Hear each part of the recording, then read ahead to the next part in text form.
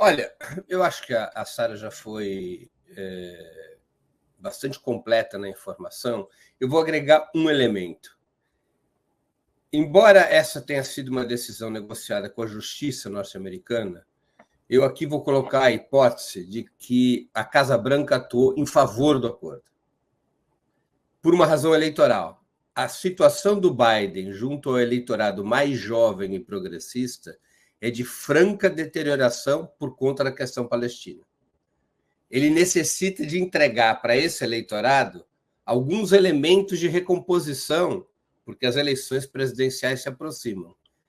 A libertação de Assange é um elemento de recomposição junto a esse eleitorado, porque se você juntasse na mesma panela o apoio norte-americano ao genocídio palestino, o apoio norte-americano à guerra sem fim na Ucrânia, dois grandes fracassos de opinião pública nos Estados Unidos. Se você juntasse ainda a extradição, uma possível extradição do Assange para ser preso e condenado à prisão perpétua nos Estados Unidos, por violar a emenda, no fundo, parte do povo americano entenderia que Assange estaria preso, nessa hipótese, por violar a primeira emenda, que é a emenda da liberdade de expressão.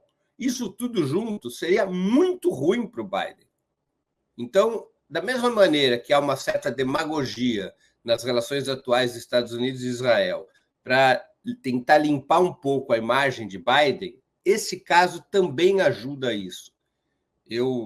Nós ainda não estão públicos elementos dessa natureza, mas eu sou capaz de apostar que a Casa Branca deu um ok para este acordo que liberta o Assange e acaba com o processo de extradição. Oi, Breno, travou? Não, terminei mesmo. Você terminou mesmo? Não, que a imagem parou também. Sara, eu devolvo para você essa implicação política, porque foi uma teia de interesses que envolveu vários governos, especialmente do sul do mundo, organizações políticas, sociais, várias no Brasil, mas ao redor do mundo também. Não foi um raio em céu azul, quer dizer, existe uma tensão na libertação do Assange muito forte. Eu comentava aqui antes que nenhum dos três grandes jornais brasileiros coloca esse fato em manchete hoje. A manchete do Globo é hilária. Calor no inverno faz cair a venda de roupas de inverno. Né? Aquela manchete assim, verão faz aumentar a venda de ventiladores, que não quer dizer absolutamente nada, mas tem um peso internacional enorme, não? Sim.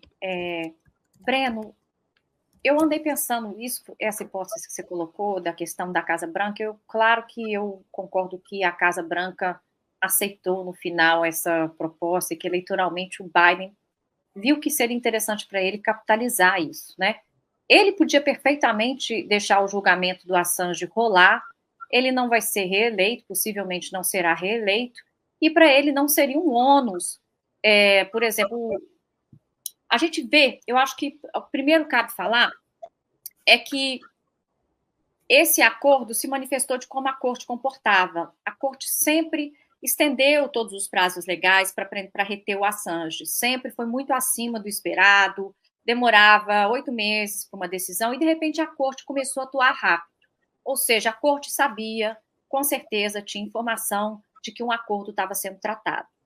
Esse acordo, acho que a grande pressão parte da Austrália. A Austrália conseguiu fazer um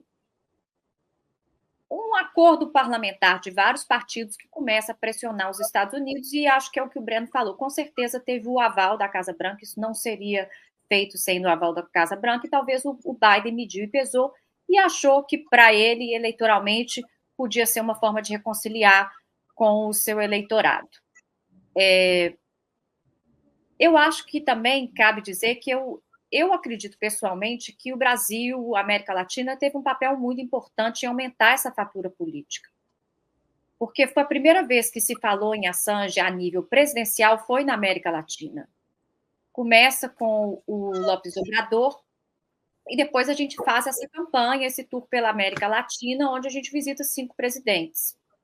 E o presidente Lula sempre foi muito vocal a respeito do Assange, quando nenhum único cabeça de Estado europeu, americano falou a respeito do Assange. Então, aí eu acho que a pressão política do caso Assange, ela nasce no sul global. Ela começa a nascer, e eu acho que o Brasil teve uma posição mais importante do que a gente atribui. Acho que o brasileiro atribui menos importância ao Brasil do que ele tem. Nós temos uma autoimagem distorcida. E acho que cada vez a gente podia entender melhor como que a gente joga no mundo global. E aí começa-se a falar, a gente então começa a passar vários acordos no parlamento, o parlamento brasileiro recebeu, né, o editor-chefe do Wikileaks, a gente passaram resoluções, houve um apoio muito grande, e o Lula recebe, é a primeira vez, então, que um presidente recebe, depois do Obrador, mas que recebe o Wikileaks. É diferente de receber a família, de receber o Wikileaks. Receber a família, eu estou rendendo solidariedade à pessoa. Ao Wikileaks, eu estou rendendo solidariedade à causa da liberdade de expressão, é muito mais radical. Porque eu posso falar assim, eu vou receber a família dessa pessoa porque eu tenho compaixão, ela cometeu um crime, mas ela não merece estar presa. Agora, você receber o editor-chefe do Wikileaks é muito mais pesado do ponto de vista político, porque você está falando que esse é um processo injusto e que isso é uma perseguição política. E isso o Lula fez. E no dia depois, anterior, que o Lula recebe o editor-chefe do Wikileaks, o primeiro-ministro australiano, por primeira vez, posta online, fala no parlamento e posta nas suas redes sociais que tinha que pôr um fim à extradição do Assange. Então, eu não sei se a gente pode falar que existe uma relação entre o posicionamento do Lula e da Austrália, mas um posicionamento corajoso, vindo do sul global, encorajou essa fatura política da Austrália, que conseguiu negociar essa saída dele, aumentar a pressão política e a saída dele. Também não podemos esquecer que o Lula foi o único presidente que, numa tribuna internacional, falou do caso Assange. A ONU, através de alguns membros da Comissão Arnes, como, por exemplo, a Laura Greenhalgh, Paulo Sérgio Pinheiro, que, junto com o Celso Amorim e Mauro Vieira, fizeram parte daquele discurso do Lula, onde ele fala, numa tribuna internacional, que o Assange deveria ser livre. Isso também é um marco muito relevante. Ninguém nunca tinha falado isso pelo Assange numa tribuna internacional. Sara, tem algum... O Lula viabilizando a visita da Stella Assange com o Papa Francisco, que era uma coisa que era tentada há 10 anos e nunca conseguiram. Depois nós temos também o Lula aqui em solo britânico, na coroação do reino do príncipe Charles, falando que ele tinha que ser livre, que a Inglaterra estava cometendo um crime. Então, o Lula, como líder mundial, eu atribuo a ele um papel absolutamente relevante em aumentar a fatura política e inaugurar um momento onde se pudesse dar nome aos bois.